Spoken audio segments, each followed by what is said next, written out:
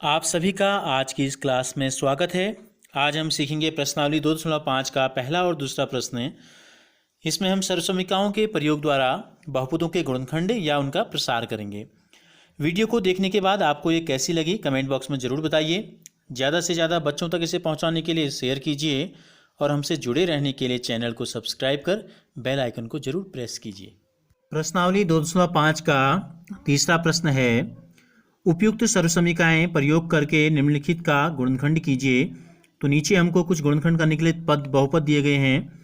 तो उपयुक्त सर्वसमीकाएं का मतलब है जो सर्वसमीकाएं हमने कल आपको बताई थी, 8 सर्वसमीकाएं थी, तो उनमें से किसी एक सर्वसमीका का प्रयोग करके हमको इसको करना है। अब देखिए इसमें कितने पद हैं, इस बहुपद में 1 2 3 पद हैं। तो हमने जितनी भी सर्वसमीकाएं आपको बताई थी उनमें केवल 2 सर्वसमीकाएं ऐसी थी जिनमें 3 पद आते हैं। एक था एक्स धन वाई का whole square, x square plus 2xy plus y square, और दूसरा था एक्स ऋण वाई का होल स्क्वायर बराबर x square minus 2xy plus y square.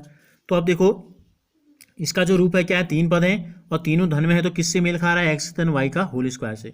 तो हम ये लिखेंगे, देखो अब 9x की घात 2 है, इसके गुणनखंड अगर करेंगे 9x की घात 2 क्या लिख सकते हैं, 3x गुणा 3x लिख सकते हैं। अब इसको आप देखो लास्ट वाले पद को क्या लिख सकते हैं, y गुणा वाई, वाई का स्क्वायर। तो यानी कि पहला पद जो हमारे यहाँ x की जगह पर 3x है और y की जगह पर केवल y है, तो बीच में हम क्या लिख देंगे, क्या है 2 गुणा x गुणा y, यानी कि 2 गुणा पहला पद गुणा दूसरा पद। तो 2 गुणा पहला पद 3x है और दूसरा पद है y। अब गुणा करके देखो 6xy आ रहा है नहीं आ रहा है, 2 3 6 1 x 1 y। तो हम क्या लिख देते हैं, इसको सीधे सीधे हम लिख देते हैं पहला पद धन दूसरे पद का होल स्क्वायर। तो इसके जब गुणनखंड हमने किए तो गुणनखंड ये आ गए 3x धन y और 3x धन y, द्विघाती समीकरण है तो 2 गुणनखंड इसके आ गए। तो दूसरा जो प्रश्न है, बहुपद हमको दिया गया है 4y की घात 2 ऋण 4y धन 1। अब देखो इसमें कितने पद हैं, 1 2 3 पद हैं। अभी मैंने आपको सर्वसमीका बताई थी उसमें कितने पद थे, 3 पद थे दोनों में। देखो इसके बीच में ऋण है और इसके भी बीच में ऋण है, तो ये इसका जो गुणनखंड हम करेंगे इस सर्वसमीका का प्रयोग इसमें हो सकता है।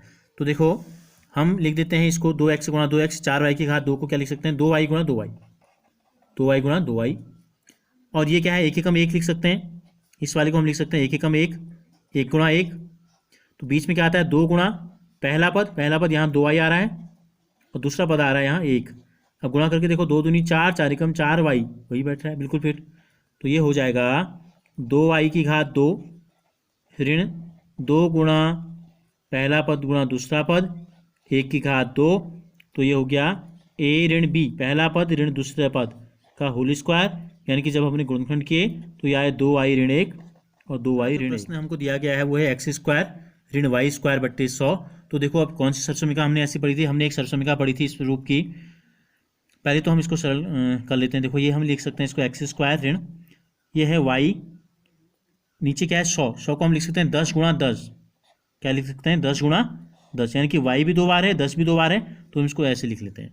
हमने जो सर्वसमीका पढ़ी थी वो थी सर्वसमीका जो आपको हमने बताई थी वो थी एक कोष्टक में x प्लस वाई, एक कोष्टक में x ऋण वाई बराबर था x की घात 2 ऋण y की घात 2।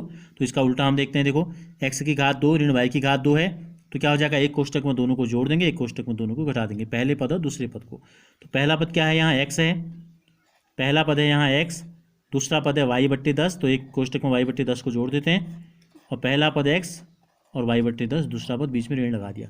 तो इसके जो गुणनखंड हैं वो हो गए x धन y बट्टे 10, x ऋण y। चौथा प्रश्न है, उपयुक्त सर्वसमीकाओं का प्रयोग करके निम्नलिखित में से प्रत्येक का प्रसार करना है। अब हमको प्रसार करना है, तो देखो x plus 2y plus 4z की घात 2 है, तो एक सर्वसमीका हमने आपको बताई थी, क्या था वो, x plus y plus z का होल स्क्वायर। तो यहाँ पे लिख लेंगे सर्वसमीका x plus y plus z की घात 2 क्या थी, x square plus y square plus z square plus 2xy plus 2yz plus 2zx हमको दिया गया था। तो इसी सर्वसमीका का प्रयोग करके इस सर्वसमीका से हम लिखते हैं x plus 2y plus 4z की घात 2 का हम हल करते हैं। तो क्या है, पहले का वर्ग, पहला पद यहाँ x है, धन दूसरे का वर्ग, दूसरा पद यहाँ 2y है, धन तीसरे का वर्ग, तीसरा पद यहाँ 4z दिया गया है। फिर क्या है, 2 गुणा पहला पद और दूसरा पद, 2 गुणा xy का मतलब है 2 गुणा पहला पद x, दूसरा पद 2y, फिर धन 2 गुणा दूसरा पद और तीसरा पद, 2 गुणा दूसरा पद हमारे पास 2y है और तीसरा पद है हमारे पास 4z। फिर धन 2 गुणा zx, 2 गुणा z का मतलब तीसरा पद हमारे पास 4z है और x का मतलब है पहला पद, x का मतलब यहाँ भी x ही है। तो बराबर ये हो गया x की घात 2 का मतलब है x गुणा x स्क्वायर ही रहा। 2y की घात 2 का मतलब है 2y गुणा 2y, तो कितना हो जाएगा 2y गुणा 2y, 4y की घात 2। धन की जगह धन, 4z की घात 2 का मतलब है 4z गुणा 4z, 4 चौको 16, z गुणा z की घात 2 हो गया। धन की जगह धन लगा देंगे, 2 दूनी 4, 1x 1y, 4xy। धन की जगह धन, क्योंकि सब धन में है, 2 दूनी 4, 4 चौको 16, 1y और 1z। धन की जगह धन, 2 चौको 8, 8 एकम 8, 1z और 1x। तो इस प्रकार जब हमने इसका प्रसार किया तो हमको प्राप्त हुआ x स्क्वायर धन 4y स्क्वायर धन 16z स्क्वायर धन 4xy धन 16yz धन 8zx। तो चौथे का जो दूसरा प्रश्न हमको दिया गया है 2x ऋण y धन z का होल स्क्वायर है। वही सर्वसमीका हम जो अभी हमने पहले सवाल में लगाई थी वही इसमें भी इस्तेमाल होगी।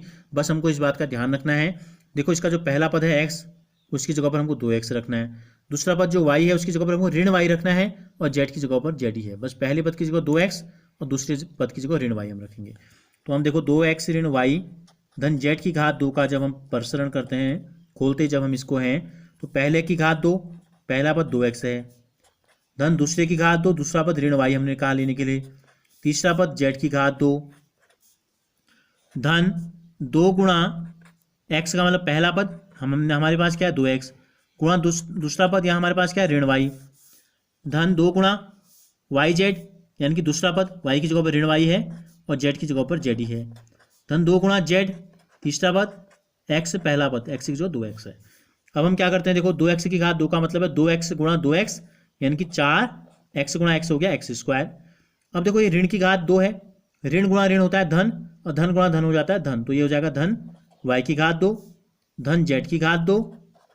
अब यहाँ देखो धन है और कोई चिन्ह है यहाँ सामने, यहाँ ऋण है, इनको क्या करना है बीच में क्या गुणा है, धन गुणा ऋण हो जाता है ऋण, तो अंकों को गुणा कर लेते हैं, 2 दूनी 4, 4 एकम 4, इसके आगे कोई अंक नहीं है तो 1 है, x और y।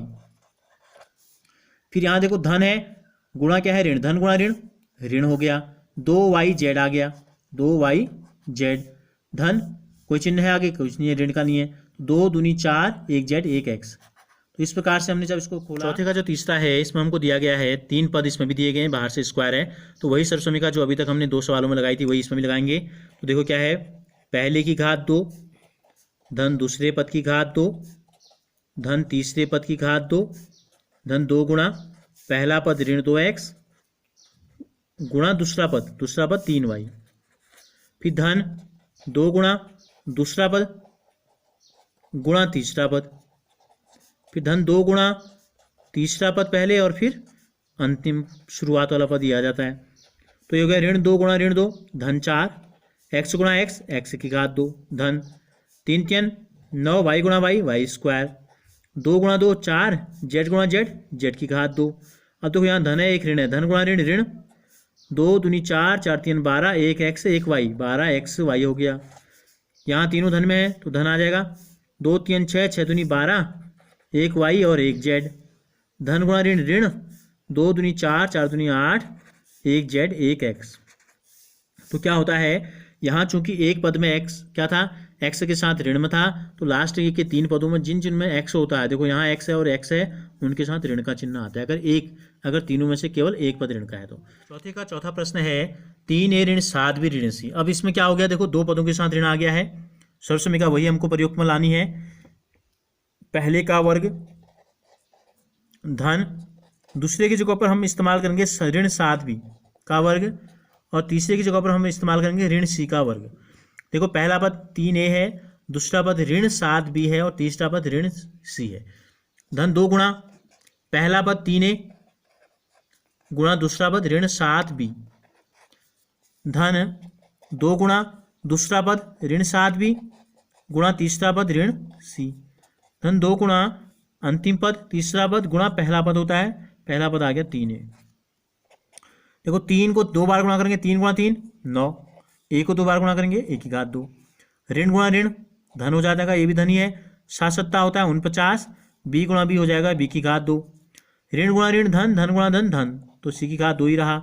अब यहाँ देखो एक धन है और एक है ऋण, तो धन गुणा ऋण हो जाएगा ऋण, 2 3 6, 6 7 42, एक ए एक बी। यहाँ देख लेते हैं धन गुणा ऋण ऋण और फिर ऋण गुणा धन, ऋण गुणा ऋण धन। देखो यहाँ से पीछे को आ जाओ, ऋण गुणा ऋण धन, धन बच गया, धन गुणा धन धन हो जाएगा। 2 7 14 और यहाँ कुछ नहीं है तो 14 रहा, एक बी और एक सी। ये हो गया धन गुणा ऋण ऋण, 2 3 6, एक सी एक ई। तो इस प्रकार हमने देखा, तो इसका जो प्रसार हमने किया। चौथे का पांचवा है, इसमें भी 3 पद हैं, बाहर से घात 2 है, तो यही सर्वसमीका जो हमने लगाई थी सभी में वही लगेगी। बराबर करते हैं, पहली संख्या यहाँ 2x है, पहला पद इसका वर्ग, धन दूसरा पद यहाँ 5y है इसकी घात 2, धन तीसरा पद ऋण है तो ऋण 3z की घात 2 हो जाएगा, धन 2 गुणा पहला पद ऋण 2x गुणा दूसरा पद है 5y, धन 2 गुणा पहला दूसरा पद 5y और तीसरा पद है ऋण में ऋण 3z, धन 2 गुणा तीसरा पद ऋण 3z गुणा पहला पद होता है, पहला पद है ऋण 2x।